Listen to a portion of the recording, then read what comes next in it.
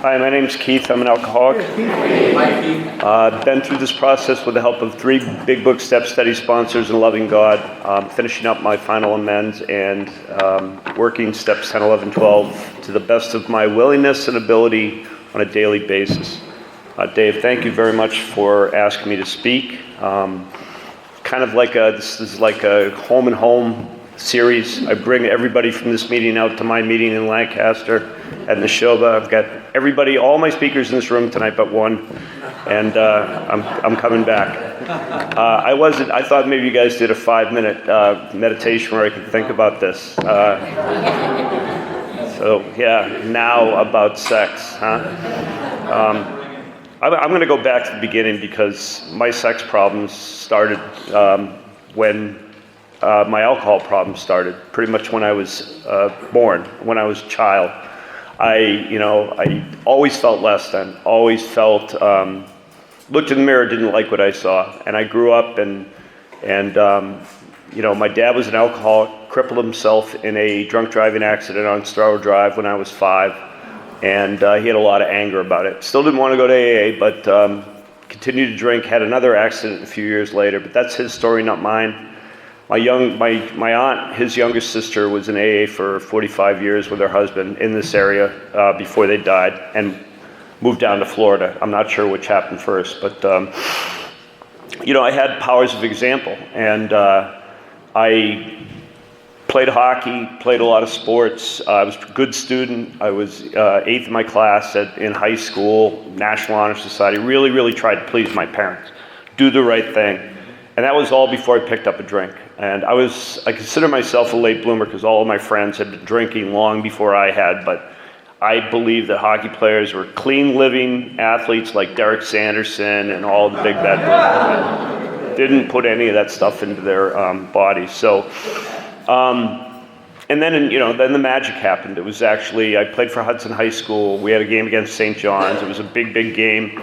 We won, and we were off to the local bar in downtown Hudson, and somebody handed me a shot of wild turkey and a beer chaser, showed me how to do it, and I literally felt, this is an old guy reference, I felt like Roger Rabbit when he puts the alcohol in. My ears spun around, steam came out, and I went up to the roof. And, sweet elixir of life. And that night I got drunk. I did everything on my first night of drinking that, God willing, was there on my last night of drinking. I got drunk.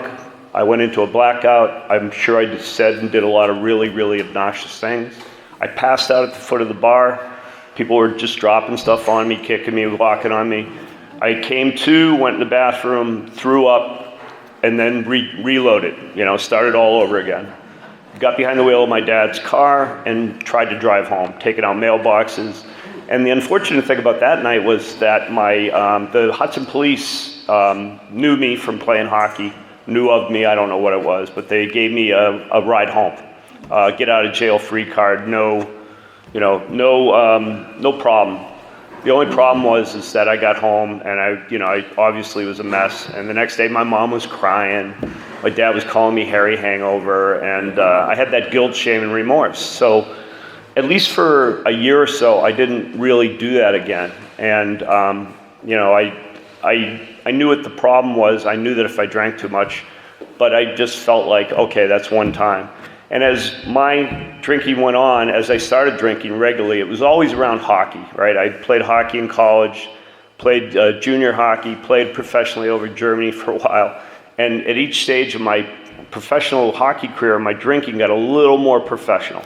I was drinking more, I was drinking longer, and I was hanging out with people who drank like me. And then eventually I had to come home.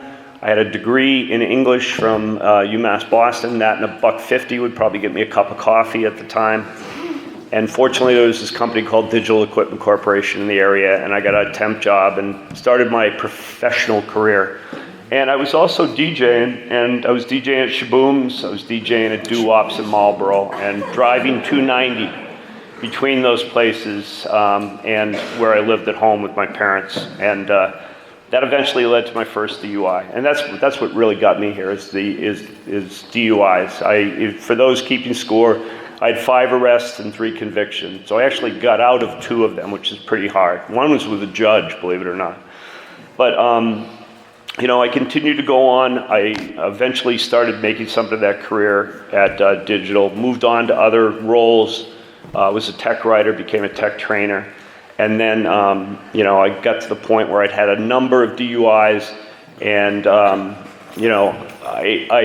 knew I had a problem. I had to go to first I had to go to the dual program in 1995. So on my 35th birthday, I spent with 60 of my other best friends in the dual program in Billerica for 2 weeks, and I heard things. People came in with AA meetings, and they came in and spoke about what their lives had been like and how they gotten better. And I remember a group from Concord Sunday Morning. They came in from Emerson, and these guys were all professional.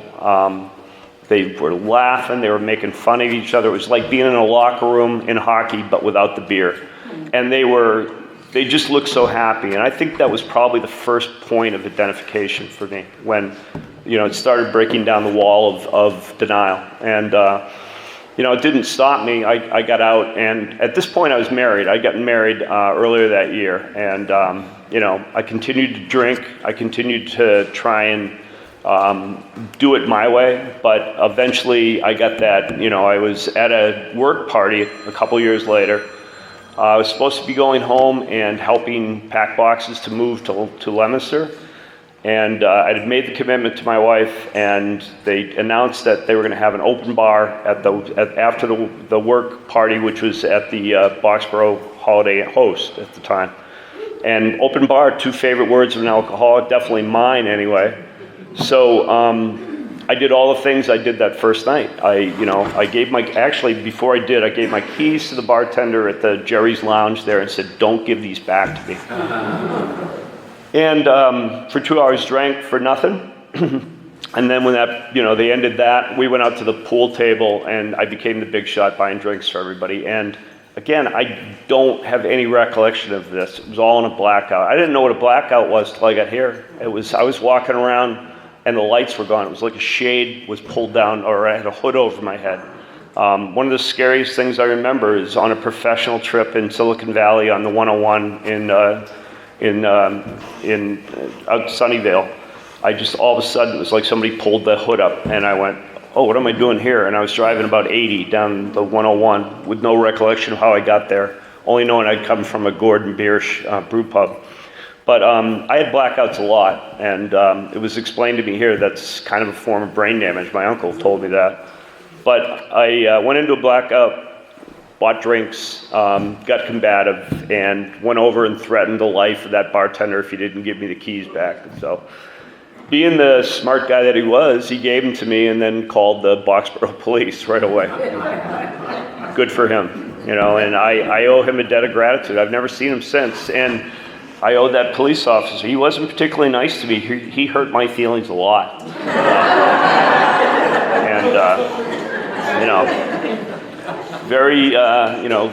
Very aggressive with me.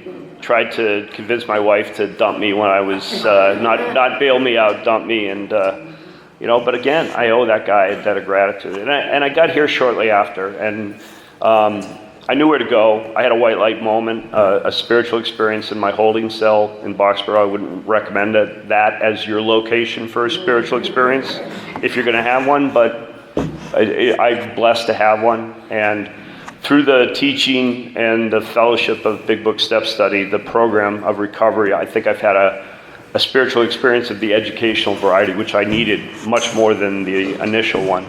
That's what we do when we're here. But I needed to get to a meeting that night, that Saturday night after I got bailed out, and I went to I don't know why, I went to an Al-Anon meeting with my wife, and just got the ever-loving emotional crap kicked out of me. But the next day, I called my aunt and uncle, who'd been kind of sitting by the phone waiting for the call, and they took me to meetings. I lost my license, and for the first 6 months after I got in here, I went to meetings every night. And one of them, early on, was a Big Book Step Study meeting in the Framingham men's meeting on Wednesday night. And guess what was the step that night? Step 4, and I have never heard honesty from men like that in my life in a single room. It was a big meeting at the time. There was the guy chairing the meeting and the speaker were both gay, and they spoke about that, which was, good on them. That's their business, not mine. But they were sharing about not so much the how, but basically the emotional effect of what sex was for them. And I really understood that this is where I needed to be. I knew I was broken for long before I came into AA. I was a broken soul. In fact, in the years leading up, I'd take the train into Boston, and I'd sit on the train, and I'd read Man's Search for Meaning by Viktor Frankl and The History of God by Karen Armstrong. And I'd get a little in the morning, and then coming home, I'd get to North Station, go to the Fours, drink for 2 hours, miss 3 trains, get on the train and try and read all that stuff on the way home. And I got none of it. I was, trying to find religion in the forest. I wasn't looking for the spirituality. And I know this isn't the 11th step, but I found my spirituality here in AA, and I found my conception of God through Ebby's comments to Bill in Bill's story. Choose your own conception of God. I get goosebumps every time I share that. But when it comes to sex, about sex, a friend of mine spoke the other night. We did this in the show a couple weeks ago, and he said a very simple statement. I thought about sex all the time, and that I've been coming for a little while, and I never kind of put it down to that simple statement. I thought about sex all the time from when I was a young kid, even before I hit puberty. I thought about not sex, but just the whole idea of some other person seeing value in me and thinking that I was worth something, where I felt a big hole, God-shaped hole inside. And I thought about alcohol all the time when I started drinking. So at one point I was thinking about sex, and I was thinking about alcohol all the time. One form or the other was filling that God-shaped hole and making me feel better about the person I was, because I really didn't like the person I was. And I got in here, like I said, and I was married, and I had every relationship I'd had in my life. I put through the sex problems and did the inventory on. Where have we been selfish, dishonest, or inconsiderate? Whom have we hurt? Did we unjustifiably arouse jealousy, suspicion, or bitterness? Check, check, check. I considered those things foreplay. Those were an important part of any relationship. If you weren't jealous, bitter, or suspicious about my activities, you did not care about me. And the other thing that I realized so much coming here, and I'm proud of none of it. I really am not. I have an older sister who tried to teach me how to be a decent guy and not be a self-centered, it wasn't her fault. I just became an alcoholic, and I had those problems. But I really did think that I was a decent guy when it came to dating. I thought that I was selfless and kind and generous. And then I had to go through this inventory and look at every relationship. Absolutely not. Every decision I made was for self. Like, I'll give you a real simple example. All those DUIs, all those arrests, 5 of them, came with a license suspension. And after every single one of those, I would magically find some woman and fall in love with her so we could cohabitate, and I would have a chauffeur. And I never saw that until I got here. And at first, when I realized it, I thought it was kind of funny, and then my shame swept over me, and I said, that's selfish, self-centered thinking. I was using people to get what I wanted. And this included every physical or emotional relationship I had with a woman who I was attracted to. Even friends that I was attracted to, I would use them to try and get them to reflect positive light back on me. And, like I said, I was married, so that marriage had gone through an awful lot of damage early on. When I was an active alcoholic, I was acting inappropriately, and I was doing a lot of things I shouldn't have been doing. And what I did when I got to this process and started going through the sex inventory and looking at it, is I really understood that I'd done a lot of damage. I had my whole sex list, all the people I'd had sex with, I thought about having sex with, I'd flirted with, I had designs on. It was a pretty big list, and in full disclosure, I've never said this before, I actually kept a list of women I'd slept with, like some kind of notch on the bedpost thing. And it's just, what the fuck is that about? Who am I going to share that with? Here, honey, give it to my wife. Here, honey. I don't know what that was about, except I can say with complete confidence now that it was about fear. It was fear. If I could hand this list to you, it was almost like I was interviewing, and that was my resume. Here's my CV. And the majority of those women would probably tell you, what a terrible person I was. So when I started going back and making amends to some of these women, there were a few that were I felt, deep inside I knew I needed to make. My wife was. She was going to be my third amend. I did a couple of, starter amends with the training wheels on. Went to my sister, who was really kind to me, and did an amend with her. And then I did another one. I think it was to my dad's grave, so he wasn't talking back. And I went to my wife, and I scheduled a couple hours. We had 3 kids at the time, and put them to bed. And I figured this is going to set everything right. This is going to magically make everything okay. She's going to understand that I'm truly, I'm truly ashamed of what I did, and that I'll do better. Because I was working at that time towards the sex ideal. I'd written it out with my sponsor. I had it, and I wanted truly to move towards that, in that direction. And I remember going through that list, again, being hard on myself and soft on her, not sharing anything that would be painful. And we got to the end, and her whole body language was like she was clammed up, and she was, not facing me. And I should have known what she'd say, but she said, "Just because you apologize for something doesn't make it all right." So I had to pray about that a lot and talk to my sponsor. I had made my amend. I'd tried really hard with the most important sex relationship in my life, and people have said before, you can go and you can clean up your side of the street, but it doesn't mean that the other person's going to accept it.